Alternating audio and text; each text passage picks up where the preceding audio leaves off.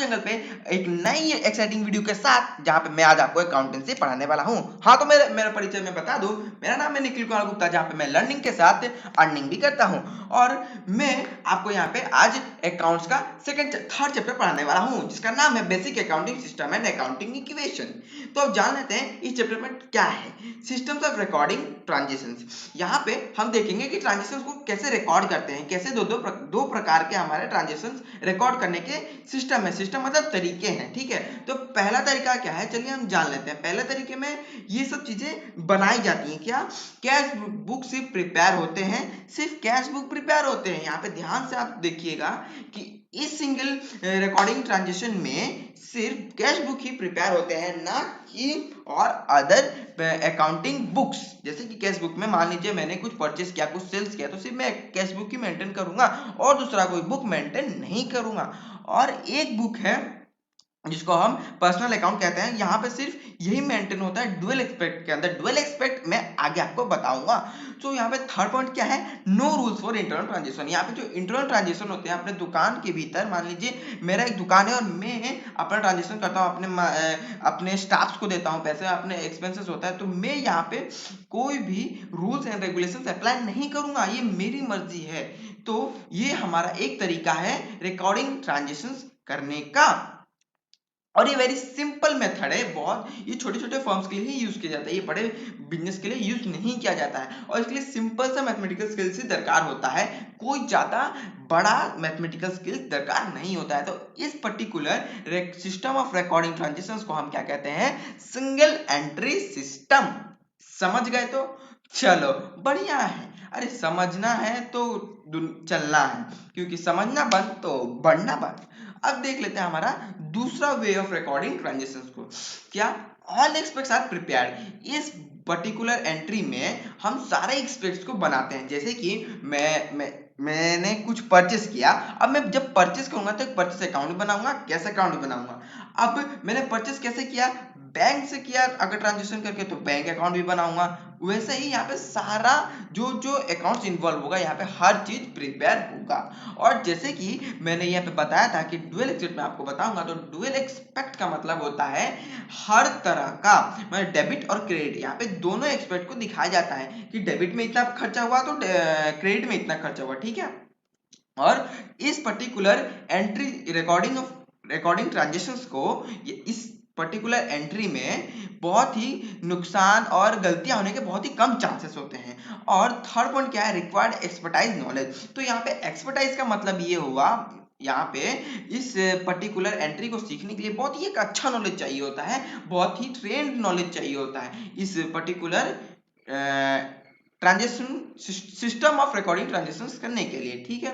और यहाँ पे कंपैरिजन बहुत ही एक्सपेंसिव होता है, हमें किसी सीए के पास जाकर इसको करवाना होगा, और सीए क्या लेगा, फीस लेगा, तो ये एक्सपेंसिव हुआ।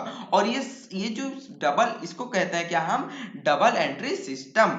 और ये सिर्फ बड़े बिजनेस के लिए यूज होता है, और अगर आप छोटा बिजनेस में कर सकते हैं तो ये बहुत ही आपके लिए प्रॉफिटेबल है। और इसका लास्ट पॉइंट क्या है, for every debit there is an credit. मतलब अगर डेबिट है तो क्रेडिट है, तो डेबिट का मतलब क्या होगा भैया, लेन। तो क्रेडिट का मतलब क्या हुआ, देन। यहाँ पे लेन और देन दोनों होता है। अब ये जो लेन और देन हुआ ना, एक क्लास 10 में हमने पढ़ा था, साइंस का एक लॉ पढ़ा था। कौन दिया था ये, न्यूटन। न्यूटन ने थर्ड लॉ ऑफ प्रिंसिपल में हमको ये बताया था, and every action there is an equal and opposite reaction. तो यहाँ पे भी वही हो रहा है, अगर डेबिट में जितना अमाउंट होगा, क्रेडिट में भी उतना ही अमाउंट होगा। जैसे कि कैश अकाउंट इज प्रिपेयर्ड और cash account is debited 200 rupees to purchase account credited with 200 rupees. तो यहाँ पे इनका ही प्रिंसिपल लॉ काम करता है, ठीक है। तो चलिए अब आगे बढ़ते हैं, इसमें कोई झंझट नहीं है, समझे गए कि नहीं। अब देख, मैं बताता हूँ तुझको इस डबल एंट्री सिस्टम का क्या क्या फायदे होते हैं, ठीक है। तो यहाँ पे हम जान लेते हैं advantages of double entry system. तो आप बोर मत होइएगा, और मैं आपको बोर होने भी नहीं दूंगा फ्रेंड्स। तो चलिए जान लेते हैं। Keep a systematic record of all financial transactions in a date wise order।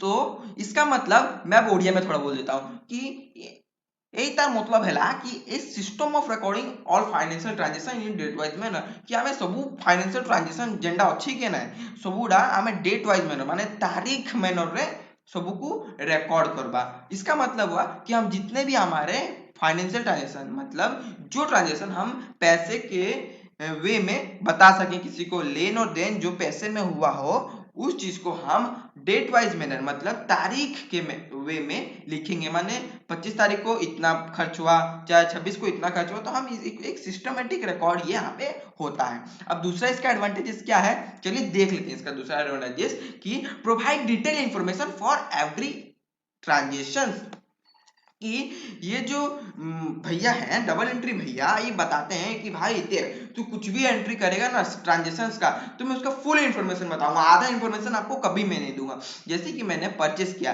तो अब मैंने परचेस कैसे किया, जैसे कि परचेस फ्रॉम रीता तो यहाँ पे परचेस फ्रॉम रीता क्या रीता तो यहाँ पे purchase from Rita on credit. यहाँ जब आप हम जर्नल पढ़ेंगे तो वहां पे हम पढ़ेंगे कि ये नरेशन क्या होता है, वो हम नरेशन में ही ये सब मेंटेन करते हैं डिटेल्ड इंफॉर्मेशन।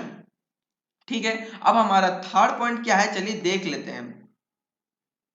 तो हमारा जो थर्ड पॉइंट है it gives a result to find profit and loss account और ये बहुत सारी इंफॉर्मेशन देता है हमें अपने प्रॉफिट एंड लॉस अकाउंट बनाने के लिए। जैसे कि double entry system all expect को कवर करता है जैसे लेन और देन, वैसे ही हमारे लिए प्रॉफिटेबल होता है प्रॉफिट एंड लॉस अकाउंट बनाने के लिए। समझ गए कि नहीं? देन आता है हमारा fourth point ascertain the financial position of the business. तो यहाँ पे मैं आपको बता दूं असरटेन का मतलब होता है कि ढूंढना और बताना। क्या बताएगा ये हमारा डबल एंट्री सिस्टम? हमारा डबल एंट्री सिस्टम ये बताएगा कि अभी जो बिजनेस है हमारा व्यापार किस स्तर पे है, इसका फाइनेंशियल पोजीशन मतलब इसका पैसा से लेकर ये कितना स्थान पर अभी है। ठीक है, कि मान लीजिए मार्केट में फर्स्ट पोजीशन पे कौन है फाइनेंशियल पोजीशन ये बता देगा कि भैया आपका एकदम फाइनेंशियल पोजीशन एकदम तगड़ा है, या अगर आपने अच्छे से मेंटेन किया होगा तो अगर आपने अच्छे से मेंटेन नहीं किया है तो बता देगा कि यू आर ऑन डाउन मतलब आप नीचे हैं। अब हम फिफ्थ इसका एडवांटेज जान लेते हैं। It reduces frauds and errors. Frauds and errors reduces मतलब कमाना, ये कुछ गड़बड़ियां और बहुत सारी दिक्कतों को कम करता है। इसका बहुत बेस्ट एडवांटेजेस यही है कि बहुत एरर्स को कम करता है। क्यों? क्योंकि इसके लिए एक्सपर्टाइज नॉलेज चाहिए होता है और इसको एक एक्सपर्टाइज बंदा करता है जैसे कि एक सीए। एक्सपर्टाइज मतलब बहुत ही अच्छा व्यक्ति जो कि वो काम को करने में एकदम बेस्ट हो, मतलब सबसे उत्तीर्ण हो। इतना समझ गई हो कि नहीं भैया? बस चिल मार के पढ़ाई को टेंशन नहीं लेने का, पढ़ाई को एंजॉय करने का, समझा? तो मेरे क्लास में एंजॉय नथिंग। अब चलता है हमारे 6 पॉइंट की तरफ। ठीक है, it leads to arithmetic accuracy. क्या?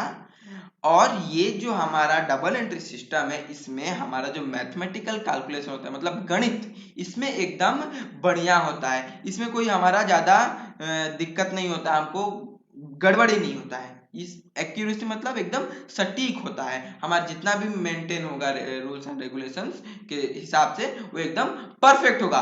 So thank you for watching this video. और अगर आपको ऐसे ही बहुत अमेजिंग वीडियो चाहिए तो आप मेरे चैनल को सब्सक्राइब कर बटन को प्रेस जरूर कीजिएगा और मेरे इंस्टाग्राम आईडी पे विजिट जरूर कीजिएगा। और अगर आपको कोई क्वेश्चन पूछना होगा तो कमेंट बॉक्स में कमेंट कर या फिर इंस्टाग्राम में मुझे मैसेज कर आप पूछ सकते हैं। तो thank you for watching this video.